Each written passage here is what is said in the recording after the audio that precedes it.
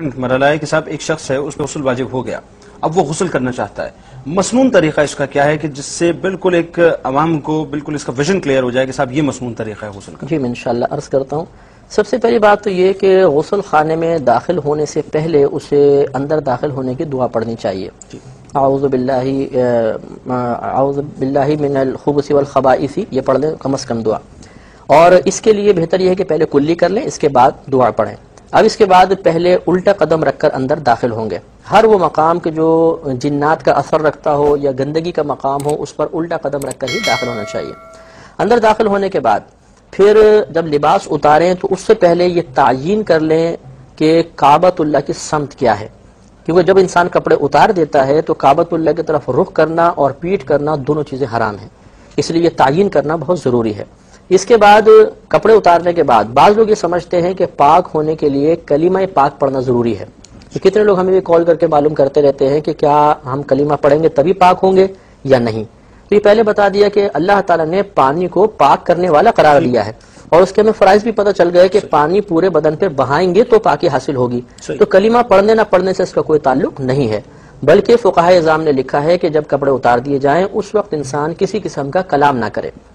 وجہ یہ ہے کہ جب انسان کپڑے اتارتا ہے تو انسان کے ساتھ جو موجود فرشتے ہوتے ہیں وہ شرم و حیا کی بنا پر اس کے پاس سے چلے جاتے ہیں. اب جب انسان کوئی بھی کلام کرتا ہے تو فرشتے یہ قیاس کرتے ہیں کہ شاید اس نے کپڑے پہن لیے ہیں تب یہ کلام کر رہا ہے. تو وہ واپس آتے ہیں اور ان کو اس حالت میں مرد کو دیکھ کر یا عورت کو دیکھ کر کوفت محسوس ہوتی ہے. تو اس لیے مطلب جب کپڑے اتار دیے جائیں تو کسی قسم کا کلام نہیں کرنا چاہیے اور نہ یہ تصور بنائیں یا یہ ذہن کے اندر رکھیں کہ کلمہ پڑھیں گے تو پاک ہوں گے ورنہ نہیں ہوں گے، یہ غلط خیال ہے.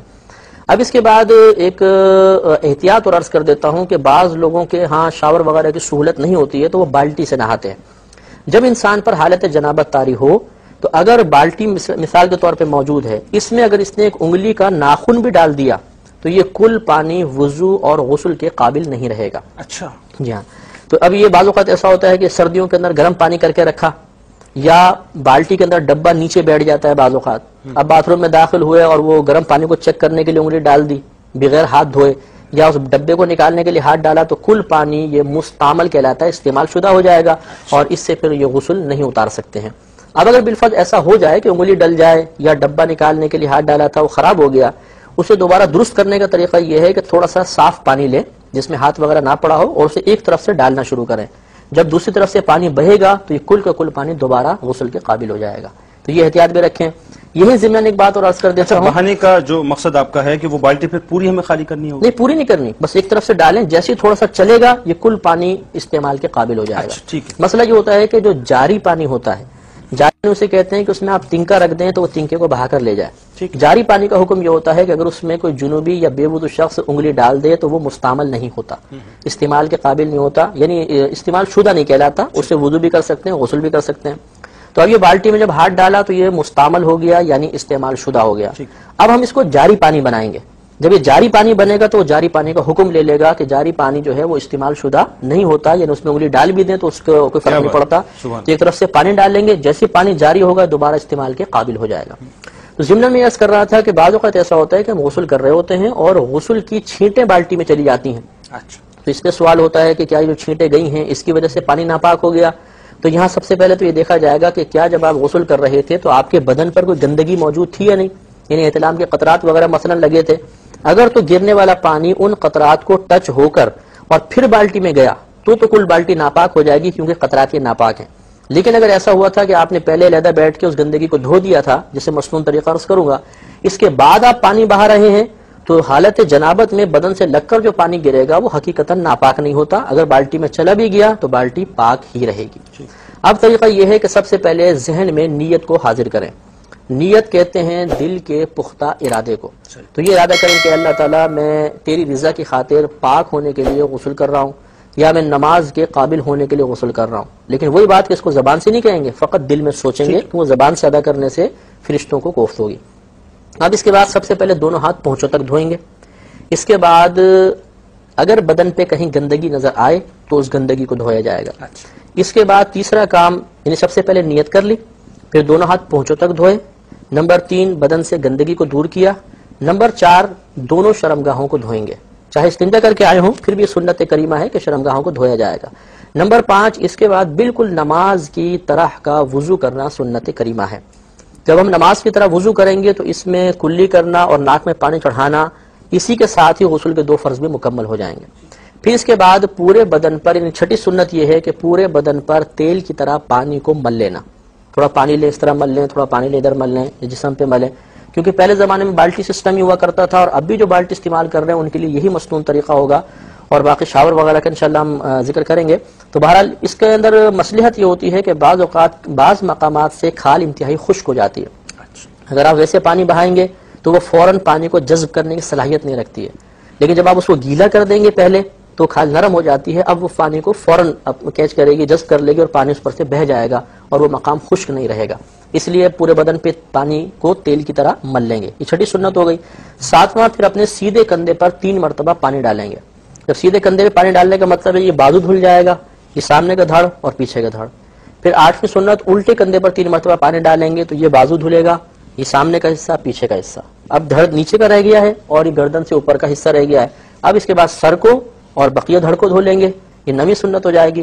اور 10ویں سنت ہے کہ پانی ڈالتے ہوئے بدن کو ملتے جانا، یعنی ترتیب سے پھر ایک دفعہ میں سنت عرض کر دیتا ہوں کہ نمبر 1 نیت کرنا، نمبر 2 اپنے بدن سے دونوں ہاتھوں کو پہنچے تک دھونا، نمبر 3 اپنے بدن سے گندگی کو دور کرنا، نمبر 4 دونوں شرمگاہوں کو دھونا، نمبر 5 نماز کی طرح کا وضو کرنا، نمبر 6 بدن پر تیل کی طرح پانی کا مل لینا، نمبر 7 سیدھے کندھے پہ پانی ڈالنا، نمبر 8 الٹے کندھے پہ پانی ڈالنا، نمبر 9 پورے دھڑ پر پانی بہانا، اور نمبر 10 پانی بہاتے ہوئے بدن کو ملتے جانا۔ ٹھیک ہے۔ اس کے بعد اگر تولیہ سے پہنچنا چاہیں تو ہلکا سا بدن خشک کر کے اور کپڑے پہن کے باہر تشریف لے آئیں۔ اچھا ایک بات فرمائیے، یہ جو سنتیں آپ نے ساری بیان کی ہیں، اب ایک سوال بڑا امپورٹنٹ یہ پیدا ہوتا ہے کہ صاحب اگر گھر میں شاور ہے یا نہر ہے قریب یا سمندر ہے تو یہ تمام سنتیں کیا سمندر میں یا نہر میں شاور کے ذریعے سے پوری ہو سکتی ہیں؟ جی ہاں، فقہائے اسلام نے ارشاد فرمایا کہ اگر بالفرض کوئی شخص نہر میں نہائے یا سمندر کے اندر نہائے، یہ بھی ضمناً عرض کر دیتا ہوں کہ سمندر کا پانی بالکل پاک ہوتا ہے، حالانکہ بہت سے لوگ ساحل سمندر میں نہاتے نہاتے اس میں پیشاب بھی کر دیتے ہیں، لیکن وہ اتنا کثیر پانی ہے کہ اس میں پیشاب کا جب تک رنگ بو مزہ ظاہر نہیں ہوگا